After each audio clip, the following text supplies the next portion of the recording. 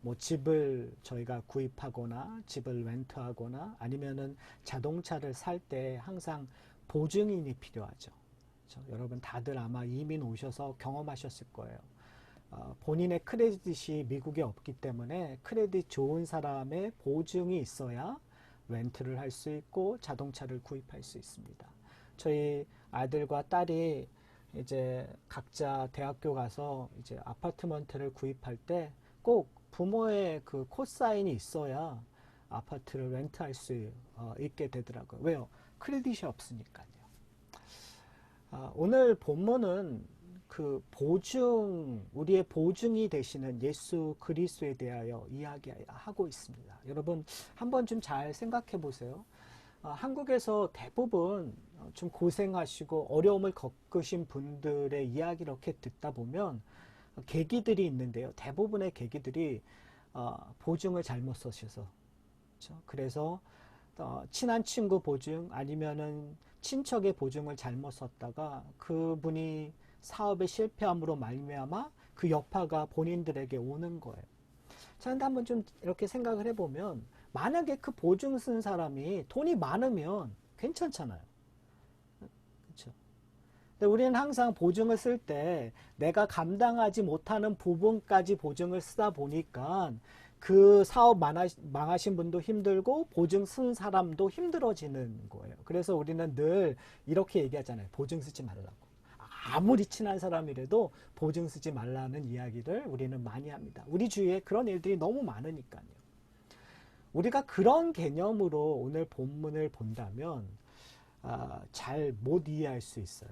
그리고 이 보증의 의미를 이야기하고 있는 히브리서 저자의 참뜻을 놓칠 수 있어요. 왜 그러냐면 우리가 생각하는 그런 보증의 개념이긴 개념인데 사실은 그거를 뛰어넘는 거죠. 그냥 우리가 이해할 수 있게 쉽게 설명한다면 이런 거죠. 내가 차를 사는데 나를 보증 쓰는 사람이 누구냐면 빌 게이츠예요. 워너 버핏이에요. 그러니까 정말 이 세상에서 가장 큰 부자가 내 자동차를 사는 데에 보증을 서주는 거죠. 그러니까 결국은 내가 자동차 월부금을 제대로 붙지 않아도 결국은 좀 편안한 거죠. 왜요? 누가 책임져 줄 거니까요. 이 세상에서 가장 큰 부자가 책임져 줄 거니까 그것을 그것을 판 그 자동차 회사라든 딜러라든지 아니면 은행이든지 걱정이 없는 거죠. 그렇죠? 그런데 이것보다 제가 분명히 말씀드렸죠. 설명을 쉽게 하자면이라고 했었어요. 그렇죠? 그러니까 이 예조차도 한계가 있다는 거죠. 오늘 본문에서 저는 그걸 보셨으면 좋겠어요. 우리의 보증에는 이 세상에서 가장 큰 부자도 실수하고 실패하고 사업이 망할 수 있어요. 그러나 우리를 보증하시는 예수 그리스도는 창조주 하나님이시고 만유의 주이시고 모든 것을 섭리하시는 분이시기 때문에 완전하다는 것을 오늘 본문은 히브리서 저자는 우리에게 강조하고 싶은 거예요. 사랑하는 성도 여러분 정말 예수님이 나를 보증하시기 때문에 나는 이 세상에서 담대하게 살 수 있다고 여러분 살고 계세요? 만약에 여러분이 그렇게 살고 있다면 우리의 인생은 참 달라진 모습일 텐데요. 그렇죠? 걱정과 근심이 없어지겠죠. 왜요? 우리의 모든 것을 예수님께서 책임져 주신다니까. 근데 우리의 실상은 사실 그렇지 않거든요. 두렵기도 하고 이거는 단순히 먹고 사는 문제만이 아닌 것 같아요. 우리의 영적인 부분을 우리의 구원의 문제까지 갈 때 많은 성도들이 교회 다니는 많은 분들이 구원의 확신이 없는 이유가 바로 거기에 있는 거예요. 하나님의 아들이신 예수 그리스도가 나의 보증인이 되시고 이 언약을 지키는 그 도장을 찍으신 분이라는 것들을 확신하지 못하기 때문에 매 순간 흔들릴 때가 참 많아요. 불안한 거죠. 내가 정말 구원받을까? 내가 정말 천국 갈 수 있을까? 과연 천국이라는 건 과연 있을까? 하나님의 복이라는 거 도대체 그게 뭘까? 라고 불확실할 속에 있는 거예요. 근데 히브리서 저자는 그 불확실한 것 속에서 우리에게 이미 주어진 것들을 맛보기를 원하는 거예요. 사랑하는 성도 여러분, 히브리서를 통해서 제가 계속 얘기했었어요. 지금 이 히브리서의 이 말씀을 듣는, 이 권면을 듣는 독자들은 불안감에 떨고 있었단 말이에요. 늘 유대교로 돌아가고 예수 그리스도를 떠날 그런 유혹과 도전에 직면하고 있었던 사람들이에요.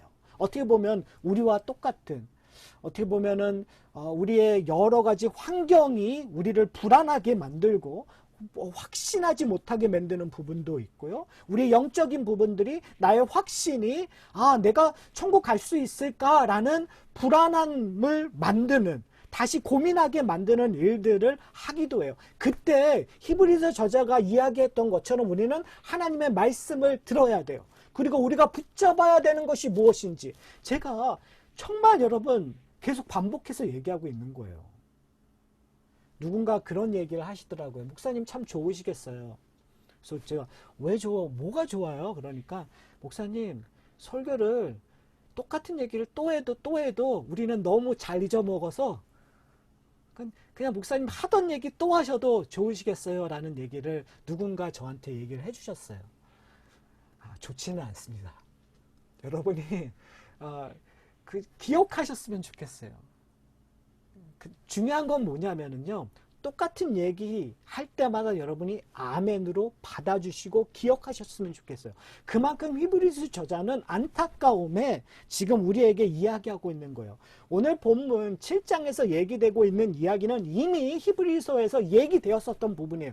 보증이신 예수 그리스도를 이야기하는데 그 예수 그리스도가 우리의 대제사장이시고 그 대제사장 되시는 그 예수가 레위 지파 아론의 반차를 쫓아서 나오신 것이 아니라 멜기세덱의 반차를 쫓아서 오셨다라는 것을 강조해요. 그러니까 히브리서 7장은 멜기세덱에 관한 이야기를 지금 다시 한번 이야기하고 있다라는 거죠.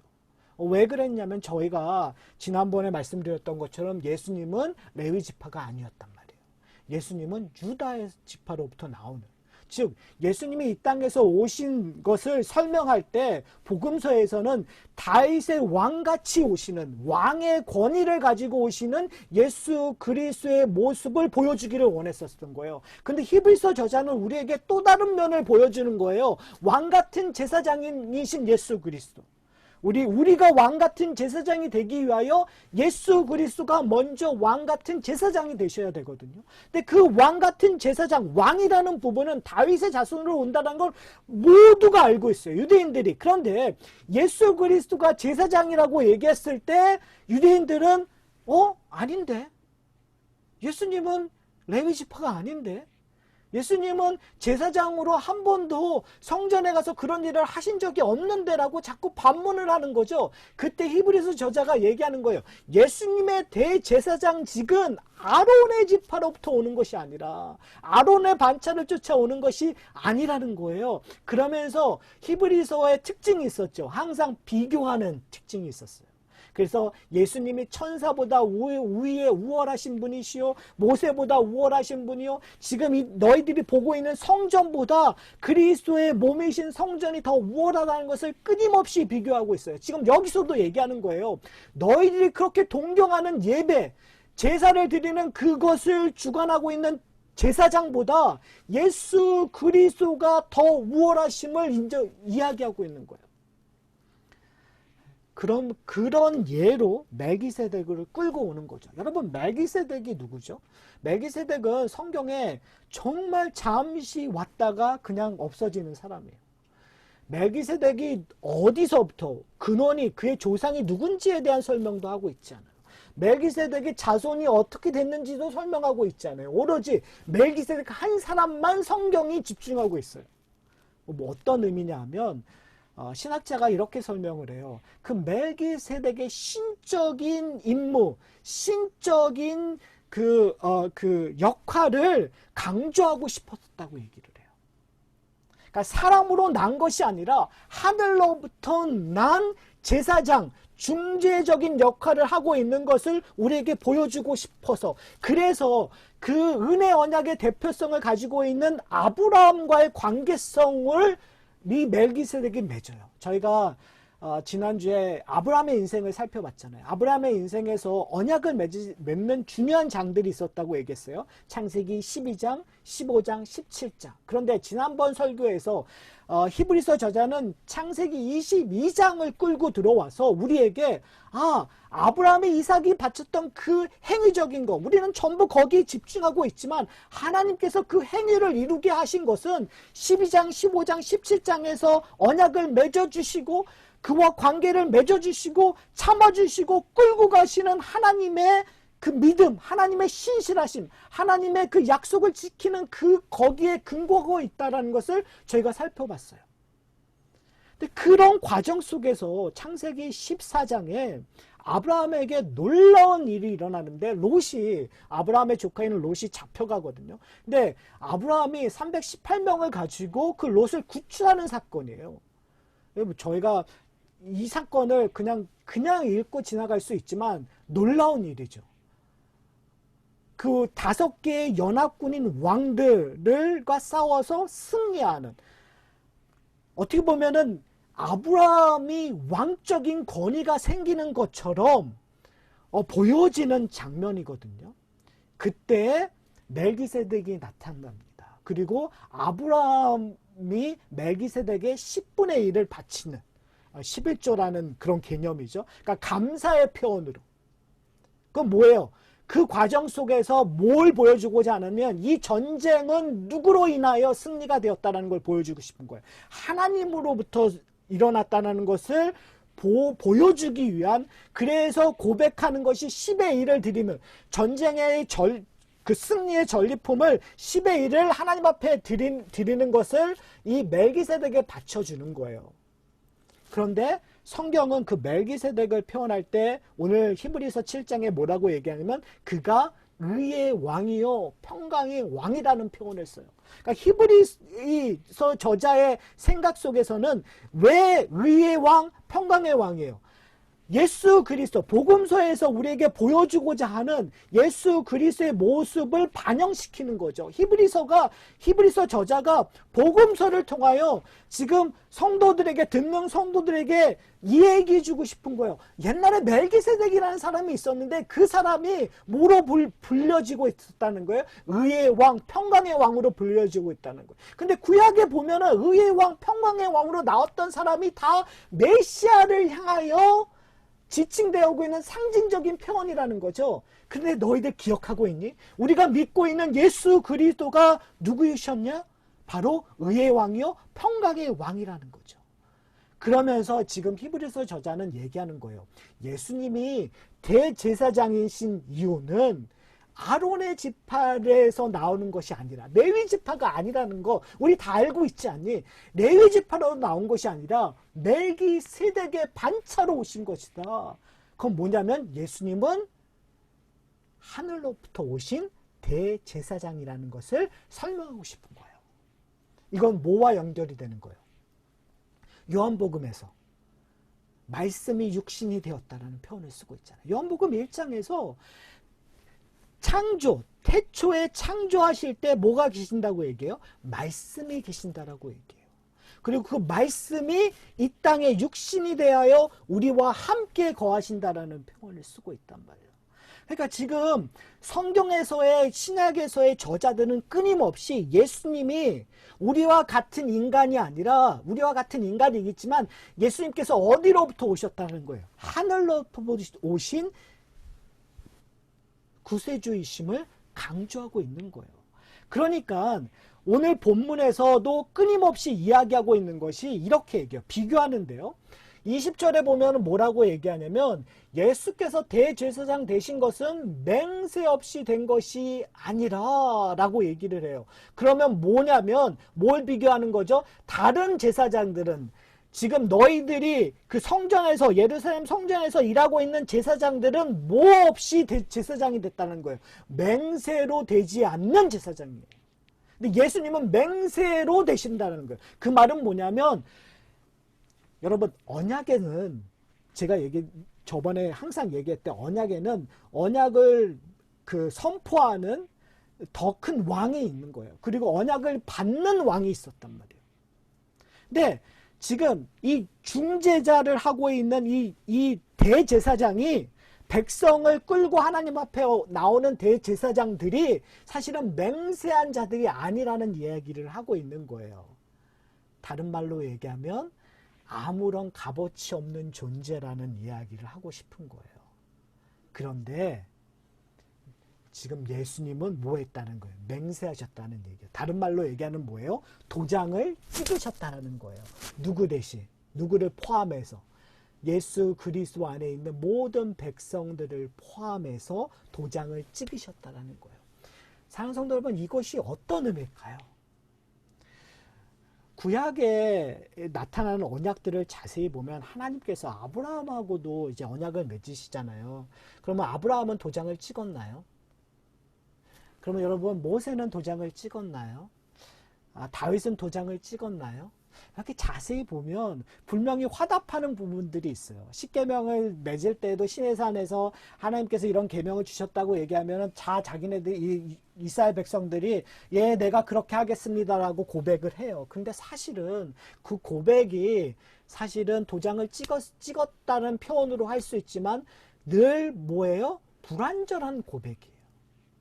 능력 없는 사람이 도장을 찍는 거와 마찬가지예요.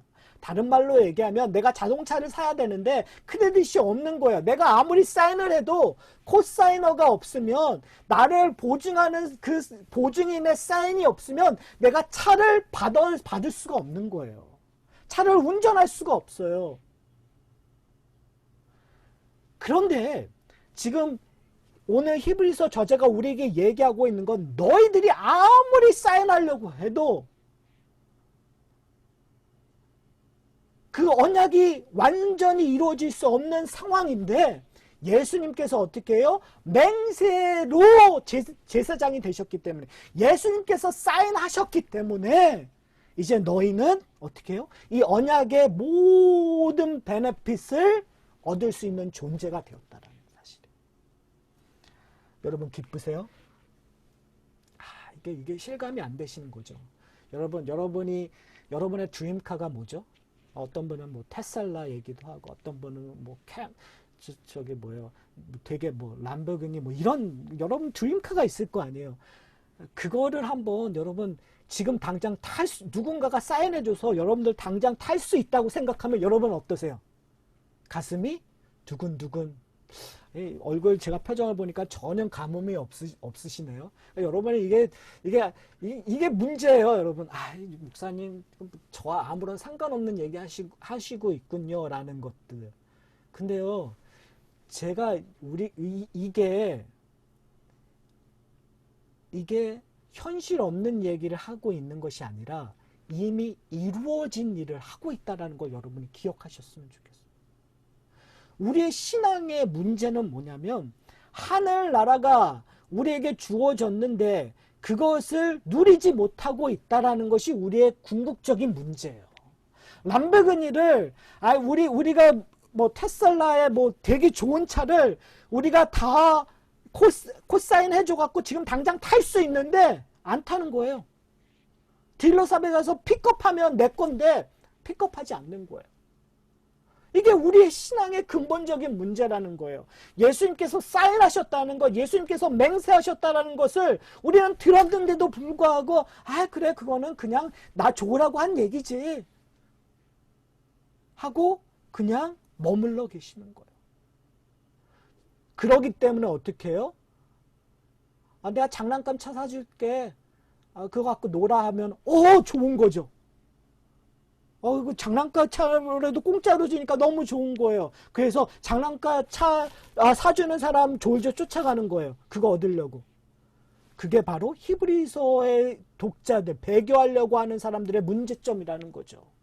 그 장난감 차에 너희가 속아서 자꾸 글로 돌아갈 거냐라고 얘기하는 거예요. 사랑하는 성도 여러분, 이 땅에 복 준다라는 거, 이 땅에서 뭔가 좀 잘하면은 행복해질다라는 그런 사탕 발림 소리에 들어서 우리는 거기에 혹해갖고 그쪽으로 자꾸 가고 있는 거예요. 여기에 투자하면은 여러분 부자 될 수 있습니다. 이거 하면 여러분 행복해질 수 있다는 그 말에 혹해가지고 하늘이 주신 복을 놓쳐버리고 자꾸 글로 가는 거예요. 내 마음이, 내 생각이, 내 모든 것들이 글로 향하고 있다면 우리는 아직도 하나님이 주신 그 기쁨을 못 누리고 있다는 거죠. 예수님이 뭘 보증해주고 있는지를 우리는 놓치고 있는 거예요. 히브리서자는 이렇게 얘기해요. 한번 비교해 보자고 얘기해요. 대제사장, 제사장들은 이 언약이 제대로 되지 못하는 이유 중에 하나가 뭐냐면 제사장들은 죽는다라는 거예요. 죽으면 다른 사람이 오고 죽으면 다른 사람이 오고. 그러니까 이것은 제사장, 인간이 제사장으로서의 한계점을 이야기하고 있는 거죠. 그런데 오늘 본문을 보면 뭐라고 얘기하죠? 한 사람이지만 예수 그리스도라는 한 사람이 우리의 대제사장이지만 그는 영원하심으로 말미암아 영원히 지속적으로 대제사장적인 일들을 수행하고 계신다는 거예요. 땅에서만이 아니라 하늘에 승천하셔서 지금 예수님께서 대제사장으로 우리를 섬기고 있다는 거예요. 여러분 이게 너무 어메이징한 얘기 아니세요? 예수님께서 하늘 보좌에서 대제사장직을 지금 섬기고 있다는 거. 그 말은 뭐예요? 우리가 담대해질 수 있다는 거예요. 제가 저번에 설명드렸었던 것처럼 우리는 정말 허황된 기도를 하나님 앞에 해요. 우리의 필요에 의해서 정말 올바르지 않는 기도를 할 때가 참 많은 것 같아요. 그러나 괜찮아요. 왜요? 왜 괜찮을까요? 예수님께서 대제사장이 되어 우리의 기도를 들고 하나님 앞에 나갈 때 우리의 기도가 바뀌어버리는 거거든요. 얼마나 놀라운 이야기예요. 예수 그리스도가 대제사장 됨으로 말미암아 우리의 온전한 예배가 되는 거예요. 우리가 예배 드리면서 딴 생각하고 딴짓하고 있지만 예수 그리스도가 우리를 품어주시기 때문에 하나님의 임재 안에 들어가고 하나님의 임재의 능력을 우리가 경험할 수 있다는 거죠. 저는 이것보다 놀라운 은혜가 없다고 생각해요. 사랑하는 성도 여러분, 히브리서 저자는 이렇게 얘기해요. 27절에 보면 그는 저 대제사장들이, 저는 누구예요? 이 대제사장이 있고 저 대제사장이 있어요. 저 대제사장들이 먼저 자기의 죄를 위하고 다음에 백성의 죄를 위하여 날마다 제사 드리는 것 같이 할 필요가 없으니 라고 얘기하고 있어요. 어떠한 제사장들은 날마다 제사를 드릴 수밖에 없어요. 그런데 그 제사를 드리는데 제사장들은 누구를 대신해서 제사를 드리는 거죠? 사람들을 대신해서 제사를 드리는 거잖아요. 그런데 사람들을 대신하여 제사를 드리기 전에 뭘 해야 돼요? 자기를 위해서도 제사를 드려야 돼요. 왜요? 제사장이 뭐가 있기 때문에? 죄가 있기 때문에. 그런데 다른 제사장이 있는데 그 제사장은 매일 제사를 드리는 것이 아니라 뭐라고 얘기해요? 단번에 자기를 드려 이루셨다는 거예요. 이제 더 이상 제사를 드릴 필요가 없어요. 다른 말로 얘기하면 이렇게 얘기하는 거죠. 예수님께서 십자가에 자기의 몸을 제사 제물로 드리심으로 말미암아 단번에 예수 그리스도 안에 있는 모든 사람의 죄를 깨끗하게 하셨다. 그 제사가 모든 구원의 일들을 완성케 하셨다는 거예요. 하나님을 기쁘게 하셨다는 거예요. 여러분, 이 의미를 아십니까? 여러분, 이 의미를 알 때 우리는 너무 큰 자유함을 누려요.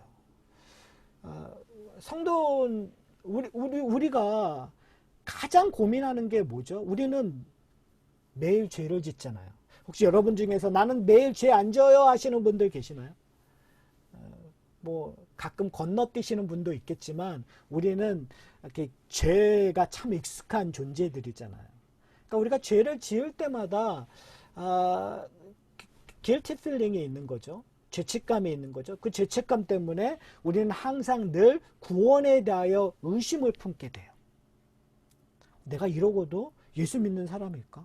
내가 이런 언어를 사용하고도 나는 예수 믿는 사람일까? 난 이런 생각을 하고도 예수 믿는 사람일까? 내가 이렇게 다른 좀 불의한 짓을 했는데 내가 어떻게 예수 믿는다고 예배 나올 수 있을까? 나 예수 믿는다고 내가 자신 있게 얘기할 수 있을까? 내가 이런 일 하고 선교할 수 있나? 내가 이런 일 하고 교회 봉사할 수 있나? 내가 이런 일 하고 내가 이런 직분을 가질 수 있나? 우리는 늘 고민해요. 왜요? 뭐 때문에요? 내가 지금 짓고 있는 죄 때문에요.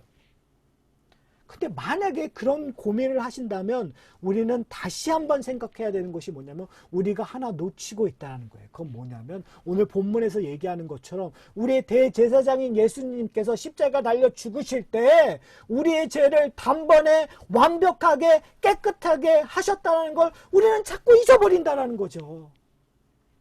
사랑하는 성도 여러분, 이건 건반증이 아니에요.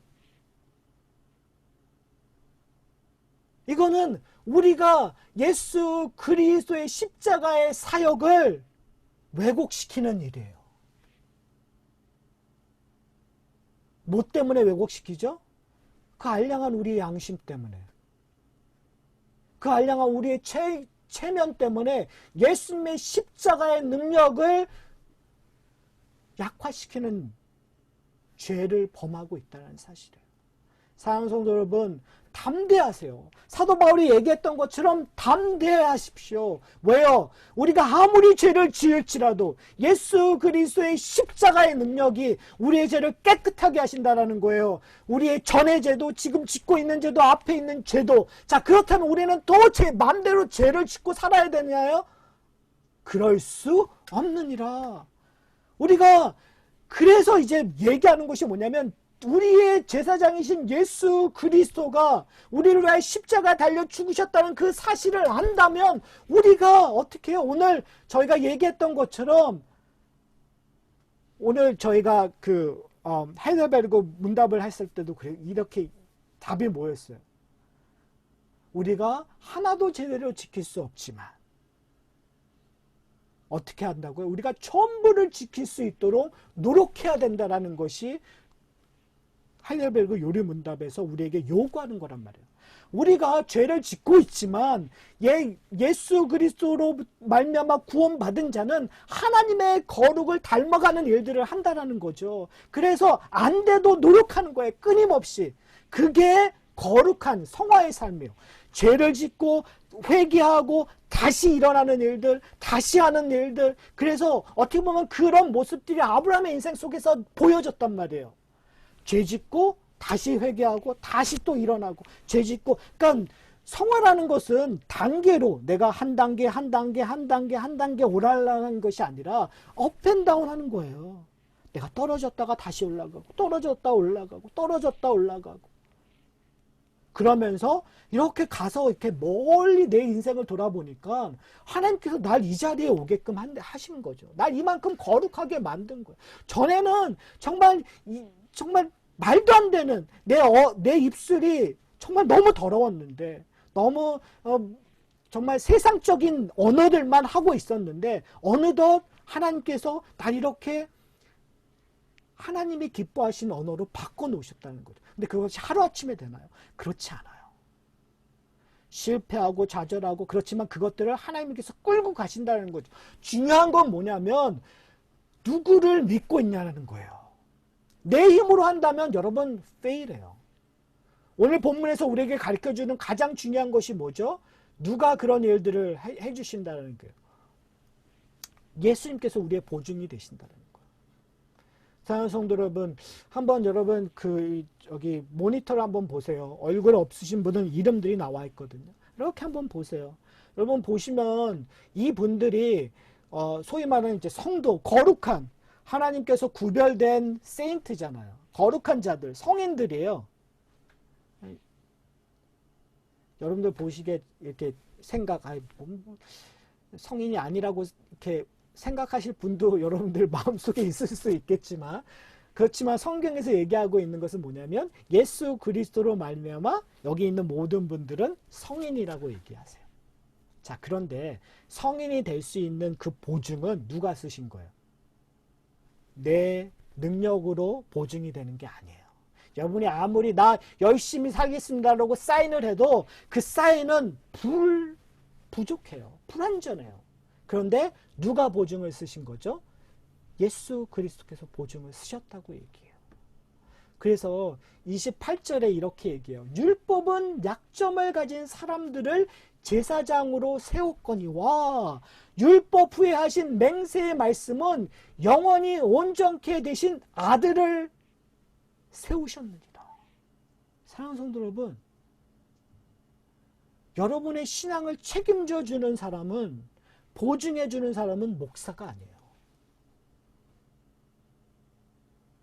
여러분, 목사가 설교하고, 목사가 여러분에게 권면하고, 목사가 여러분들을 위하여 기도하고, 목사가 여러분들에게 성경 공부를 하는 거, 여러분 그건 당연한 거예요. 그러나 목사가 여러분들을 보증하지 않아요. 그런데 현대 기독교인들은, 특별히 한국 교인들은 여러분의 신앙을 이꼴 담임 목사의 신앙으로 오해하시는 분들이 많아요. 작은 교회는 안 그러는데 큰 교회 분들은 참 그런 게 많은 것 같아요.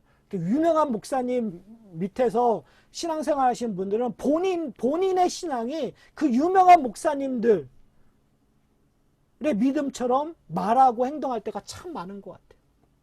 그런데요, 아무리 유명하고 아무리 능력이 있고 아무리 경건한 그 목사님, 여러분이 존경하고 동경하고 따르고자 하는 그 목사님이 여러분의 신앙을 보증할 수가 없어요. 그런데 여기 놀라운 이야기가 있습니다. 예수님께서 여러분의 신앙을 보증하시겠다고 약속하셨어요. 그렇다면 여러분 누구를 의지하실 거예요? 목사를 의지할 거예요? 예수님을 의지할 거예요? 여러분 누구를 보실 거예요? 목사를 볼 거예요? 예수님을 보실 거예요? 사랑하는 성도 여러분, 제발 어떠한 여러분이 존경하는 사람을 보지 마세요. 그 사람은 여러분에게 언젠가는 실망을 줄 거예요. 여러분 언젠가는 그 사람 때문에 여러분 시험 드실 거예요. 여러분의 신앙에 어려움이 있을 거예요. 장애물이 될 거예요. 그러나 예수님은 여러분에게 희망이 되며 여러분에게 능력이 되며 여러분에게 열심히 되는 분이에요. 그것이 지금 히브리서에서 얘기해 주는 거예요. 너희가 어디로 돌아갈 거냐? 너희는 그 성전으로 돌아갈 거냐? 너희는 제사장에게 돌아갈 거냐? 여러분 너희는 그 율법으로 돌아갈 거냐? 너희는 그 할례로 돌아갈 거냐? 그것이 너희들이 자랑거리라고 지금 얘기하지만 그것이 줄 수 있는 한계는 실패밖에 없다는 거예요. 좌절밖에 없다는 거예요. 히브리서 저자가 얘기하는 거예요. 단번에 영원히 완전하게 하시는 예수 그리스도를 보라. 그가 우리의 대제사장이 되셨다. 그가 우리의 중보자가 되었다. 그가 우리에게 하늘의 유업을 주었다. 이것보다 더 크고 좋은 것이 어디 있느냐라고 얘기하는 거예요. 사랑하는 성도 여러분, 예수보다 더 크고 좋은 것이 어디 있습니까? 왜 우리는 예수를 보지 않고 왜 자꾸 다른 것을 보려고 합니까? 예수가 보증해 주신 하나님의 나라를 보지 않고 왜 자꾸 다른 것을 보려고 하죠? 우리를 대신하여 완벽하게 사인하신 그 예수님의 그 능력을 보지 않고 왜 자꾸 내가 사인하려고 하죠? 왜 다른 내가 존경하는 사람을 의지하죠? 아니요. 그러지 말으셔야 돼요. 온전케 하시는 우리의 대제사장이신 그 예수 그리스도가 지금 하늘 위에서 우리를 위하여 중보하고 계신다는 것, 우리를 보호하고 계신다는 것. 저는 이것보다 큰 은혜가 없다고 생각합니다. 아무리 우리가 좌절과 절망 속에서 어려움 속에서 살고 있다고 하더라도 우리가 희망이 되고 능력이 되는 건 바로 그거예요. 이 설교를 마치려고 합니다.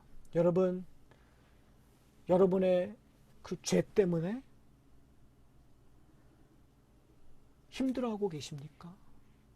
여러분 지금 세상에 살면서 두려움과 불안 때문에 여러분들 힘들어하고 있습니까?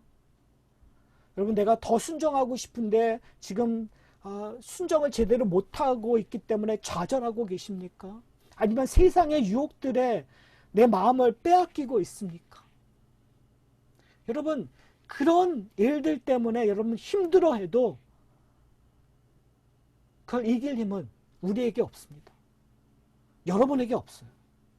여러분의 힘으로는 실패하고 좌절하고 절망하고 놓아버릴 수밖에 없어요. 이때 우리가 붙잡아야 되는 것이 있습니다. 그것은 바로 예수 그리스도가 우리의 중보자, 우리의 대제사장, 우리의 능력, 우리의 힘이 되셨다는 그 사실. 그 사실을 믿고 오늘 하루하루 살아가기를 소원합니다. 그럴 때 우리가 하늘의 기쁨을, 하늘의 능력을 맛볼 수 있다고 히브리서 저자는 우리에게 약속하고 있어요. 여러분, 이제 우리가 어떻게 해야 됩니까? 그 딜러에 가야죠. 예수님께서 사인하셔서 우리에게 가장 좋은 차를 주셨다면 그 딜러의 차를 찾으러 가야 돼요. 더 이상 장난감 자동차에 현혹되지 말고 딜러에 가서 그 자동차 키 달라고 해서 운전하시고 나오셔야 돼요. 그리고 그것을 매일같이 누리셔야 되는 거예요. 그라지에 모셔놓는 것이 아니라 그 내 드림카를 사용하셔야 되는 거예요. 그 사용함으로 말미암아 풍요로운 하늘의 기쁨을 풍성히 누리는 여러분 되시기를 소원합니다. 그리고 그것을 함께 나누는 이 하산학교의 공동체가 되기를 소원합니다. 우리 다 함께 기도하시겠습니다.